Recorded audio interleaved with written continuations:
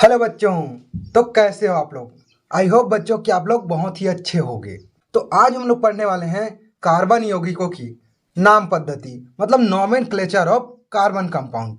तो बच्चों किसी भी कंपाउंड का नामकरण करने से पहले आईयूपीएसी के कुछ रूल होते हैं। चलो उस रूल को हम लोग जान लेते हैं। सबसे पहले हम किसी भी यौगिक में ये देखते हैं कि नंबर ऑफ कार्बन की संख्या कितनी है। जैसे कि 1 कार्बन है तो मेथ, 2 कार्बन है तो एथ, 3 कार्बन है तो प्रोप, ब्यूट, ऐसे ही ये हो जाता है हमारा रूट वर्ड। फिर इसके बाद हम लोग देखते हैं कि कार्बन कार्बन के बीच कौन से बॉन्ड से वो जुड़े हैं। यदि डबल बॉन्ड से जुड़ा हो तो उसका सफिक्स क्या लग जाएगा, इन लग जाएगा। यदि ट्रिपल बॉन्ड से जुड़ा हो तो उसका सफिक्स क्या लग जाएगा, वाइन लग जाएगा। और यदि कोई सा बॉन्ड नहीं हो, सिंगल बॉन्ड से जुड़ा हो तो ईएन लग जाएगा। ये हो जाएगा इसका सफिक्स। यदि उनमें फंक्शनल ग्रुप भी अटैच्ड हो, फंक्शनल ग्रुप बोलने से क्रियात्मक समूह भी उसमें अटैच हो, जैसे कि ऑक्सीजन कंटेनिंग कंपाउंड, ये तो इसका सफिक्स ये लग जाएगा। और यदि इसको छोड़कर यदि ये वाला फंक्शनल ग्रुप लगा हो, क्रियात्मक समूह लगा हो, तो ये वाला इसमें क्या लग जाएगा, प्रीफिक्स लग जाएगा। इसको चलो और हम लोग डिटेल से जानते हैं। जैसे कि हमारे पास एक एग्जाम्पल है, ये वाला कंपाउंड। अब इसका हम लोग नामकरण करेंगे तो क्या हो जाएगा, सबसे पहले इसके हम लोग क्या देखेंगे, कार्बन की संख्या देखेंगे। तो इसमें कितने कार्बन है, 3 कार्बन है। तो 3 का क्या हो जाएगा, यहाँ पर प्रोप हो जाएगा। प्लस इसमें बॉन्ड देखेंगे कि सिंगल बॉन्ड से कि डबल बॉन्ड से। तो इसमें हम लोग क्या देख रहे हैं, सिंगल बॉन्ड से जुड़ा हुआ है।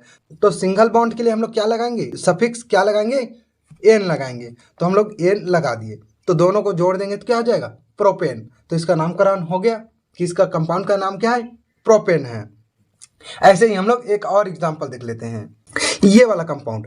अब इसमें हम लोग देखते हैं तो कार्बन की संख्या कितनी है, 3 है। तो 3 के लिए क्या हो जाएगा, हम लोग रूट वर्ड क्या यूज करेंगे, प्रोप यूज करेंगे।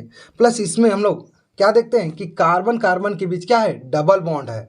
तो डबल बॉन्ड के लिए कौन सा सफिक्स लगाएंगे, इन लगाएंगे। तो ये हो जाएगा प्रोप इन, मतलब प्रोपिन। तो हो गया इसका भी।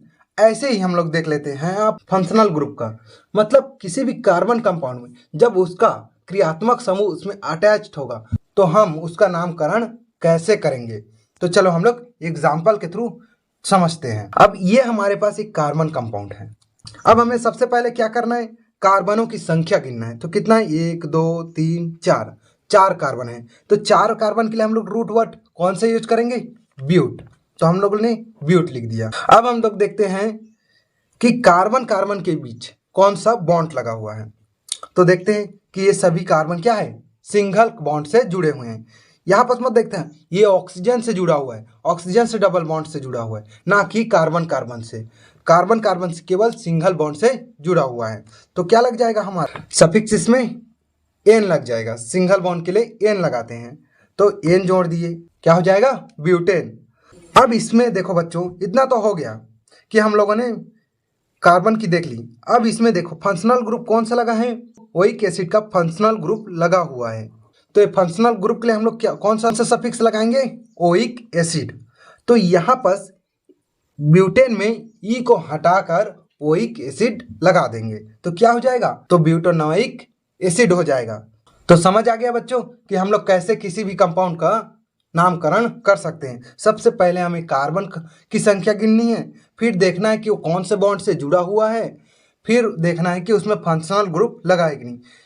यदि फंक्शनल ग्रुप लगा हो तो उसमें हम लोग ई हटाकर उस फंक्शनल ग्रुप का सफिक्स लगा देंगे, जिससे हमारा नामकरण पूरा हो जाएगा। बस इसी प्रकार एक और लास्ट एग्जांपल देख लेते हैं, बस वन लास्ट, ये वाला कंपाउंड। सबसे पहले हमारा रूल क्या है कि हम कार्बन की संख्या गिनेंगे। तो कितना कार्बन है यहाँ पास, 1 कार्बन है।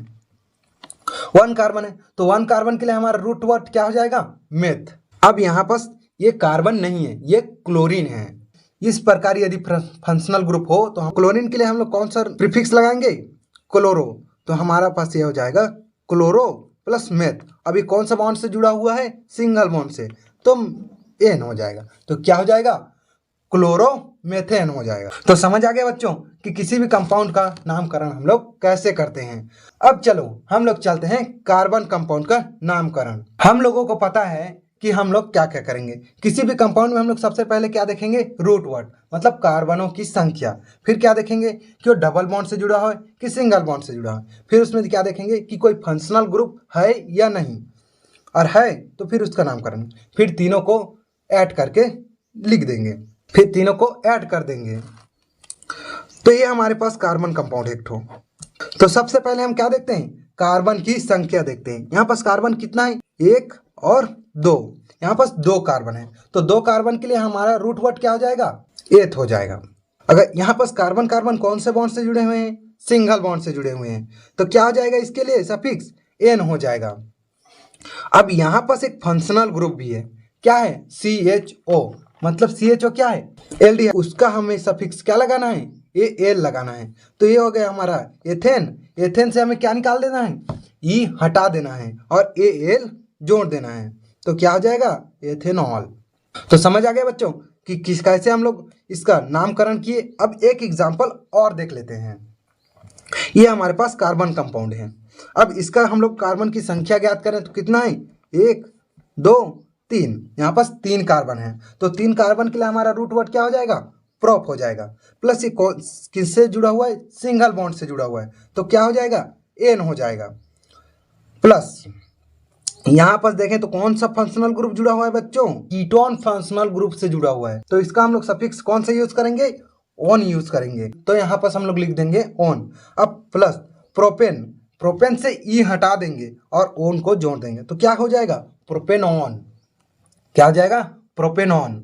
तो समझ आ गया बच्चों कि हम लोग कैसे किसी भी कार्बन कंपाउंड का नामकरण कर सकते हैं। तो आज के लिए इतना ही, मिलते हैं नेक्स्ट क्लास में।